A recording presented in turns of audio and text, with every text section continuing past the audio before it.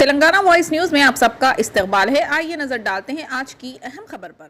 के प्रेसिडेंट है, उनकी लीडरशिप में, उनकी क़यादत में तेलंगाना के मुख्यमंत्री वज़ीर आला से हमारी मुलाकात हुई, जिसमें हम तमाम ने जनाब के चंद्रशेखर राव साहब से इस बात का मुतालबा किया, इस बात की गुजारिश की कि बीजेपी हुकूमत की तरफ से, नरेंद्र मोदी की सरकार की तरफ से जो यूसीसी लाने की बात की जा रही है, हमने तेलंगाना के मुख्यमंत्री और वज़ीर आला से ये कहा कि आप उसका अपोज़ करिए, उसकी मुखालिफत करिए।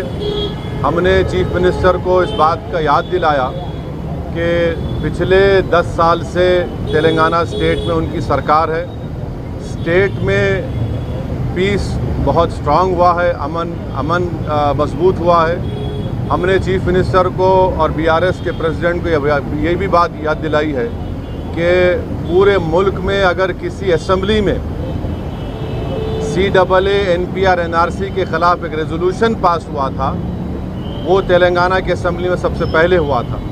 और हमने चीफ मिनिस्टर को अपने रिप्रेजेंटेशन में ये बात दिलाई कि जब CAA का रेजोल्यूशन तेलंगाना में असेंबली में पास हो रहा था, तो उस वक्त BRS की हुकूमत ने, सरकार ने उस रेजोल्यूशन में प्लुरलिज्म और सेकुलरिज्म की बात की। तो हमने चीफ मिनिस्टर को ये बावर किया, ये इम्प्रेस किया कि UCC हमारे देश के प्लुरलिज्म के लिए एक अच्छी बात नहीं है, सेकुलरिज्म के लिए अच्छी बात नहीं है। हमने चीफ मिनिस्टर से all India Muslim personal law board ने जो लॉ कमीशन को, जो all India Muslim personal law board ने एक नोट दिया है जो 74 पेजेस पर मुश्तमिल है, उसके इम्पॉर्टेंट पॉइंट्स हमारे प्रेसिडेंट मौलाना खालिद सैफुल्लाह रहमानी साहब उनको बताए हैं कि कैसे बीजेपी UCC के नाम पर इस मुल्क के प्लुरलिज्म और सेकुलरिज्म को कमज़ोर करना चाहती है। हमने BRS के प्रेसिडेंट, वो तेलंगाना के चीफ मिनिस्टर को भी बताया कि सिर्फ ये मुस्लिम माइनॉरिटी का मसला नहीं, ये क्रिश्चियंस का भी मसला है।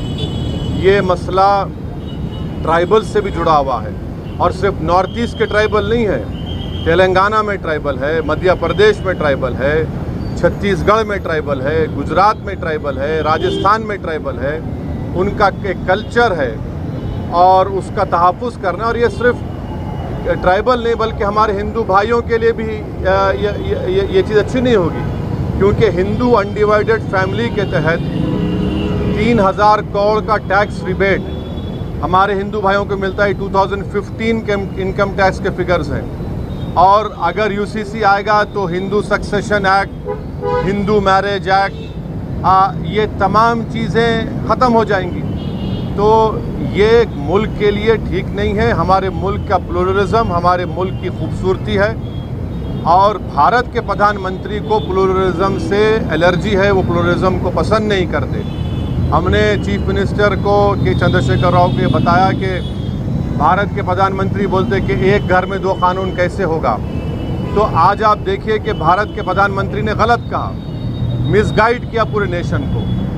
हमारे मुल्क में CRPC हर स्टेट में अलग है, हमारे मुल्क में 2 कानून हैं। अगर आप देखेंगे तो नागालैंड में CRPC का अभी तक इम्प्लीमेंटेशन नहीं हुआ।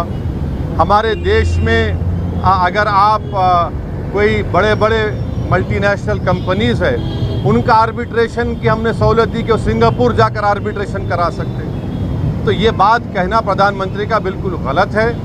प्रधानमंत्री प्लुरलिज्म को पसंद नहीं करते। तो ट्राइबल का मसला है, सिर्फ नॉर्थ ईस्ट के ट्राइबल का नहीं है। अमित शाह अगर ये नागाज़ को बोल रहे हैं कि नहीं हम ट्राइबल्स को लॉ कमीशन एक्सेप्ट करेगा, तो फिर छत्तीसगढ़ के ट्राइबल का क्या होगा, तेलंगाना के ट्राइबल का क्या होगा, झारखंड के वो टेनेंसी लॉज का क्या होगा, छत्तीसगढ़ के ट्राइबल्स का क्या होगा। तो ये भारत की खूबसूरती, उसका प्लुरलिज्म है, उसकी डाइवर्सिटी है, जो RSS और BJP को पसंद नहीं आती है। तो इसलिए हम CM से बात किए, और चीफ मिनिस्टर ने साफ और वाज़े अल्फाज में, in clear cut terms, chief minister ने कहा कि BRS पार्टी UCC का अपोज करेगी, बल्कि चीफ मिनिस्टर आगे बढ़ के ये बात कहे हैं कि वो लाइक माइंडेड पार्टीज से भी बात करेंगे। हमसे भी कहा कि हम भी जाकर लाइक माइंडेड पार्टी से बात करें। मैं तेलंगाना के डेलीगेशन के बिहाफ पे तेलंगाना के सीएम का शुक्रिया अदा करता हूं कि उन्होंने इन क्लियर कट उन्होंने कहा कि हम यूसीसी का अपोज करेंगे और देश में बहुत ज़्यादा दूसरे मसाइल हैं और उन मसाइल पर बीजेपी नाकाम साबित हो रही है, इसीलिए बीजेपी ये सब चीज़ें देश के सामने ला रही है। तो हम उनका शुक्रिया अदा करते हैं। उनकी पार्टी की तरफ से भी एक प्रॉपर मेरे ख्याल से आप लोगों को स्टेटमेंट भी आएगा।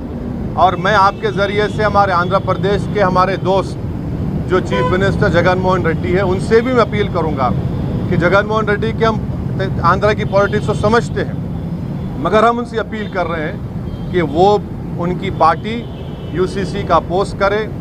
जो पार्टी प्लूरलिज्म को मानती है, जो भारत के डाइवर्सिटी को मानती है, जो भारत एक मोज़ाइक है उसको मानती है, तो उनको यूसीसी को अपोज करना है। और अगर जगन मोहन रेड्डी टाइम देते हैं तो हम भी जाकर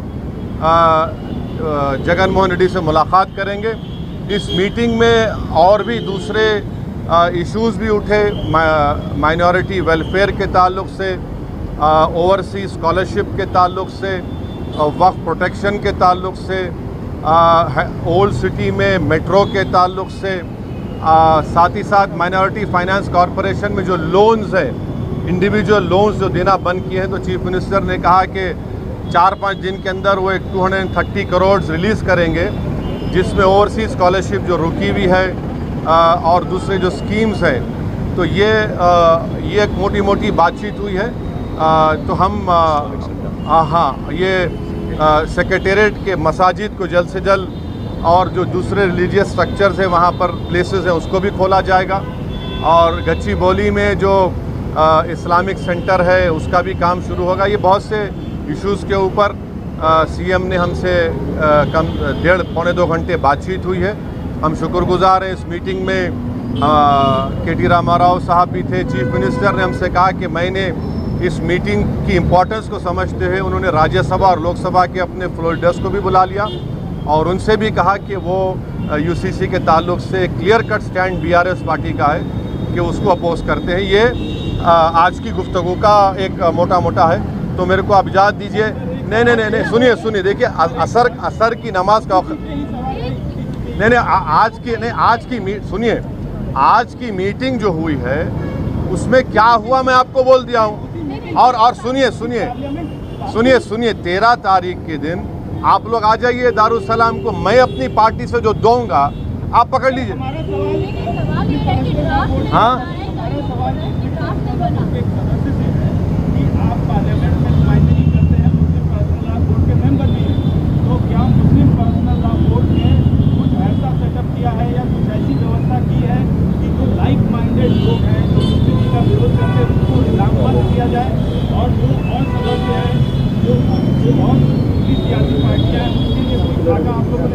नहीं सुनिए,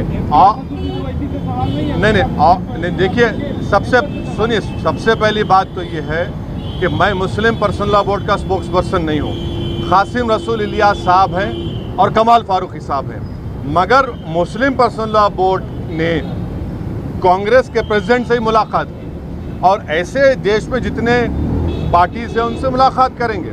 मगर बेहतर ये होगा कि आप पर्सनल लॉ बोर्ड के स्पोक्स पर्सन से पूछिए।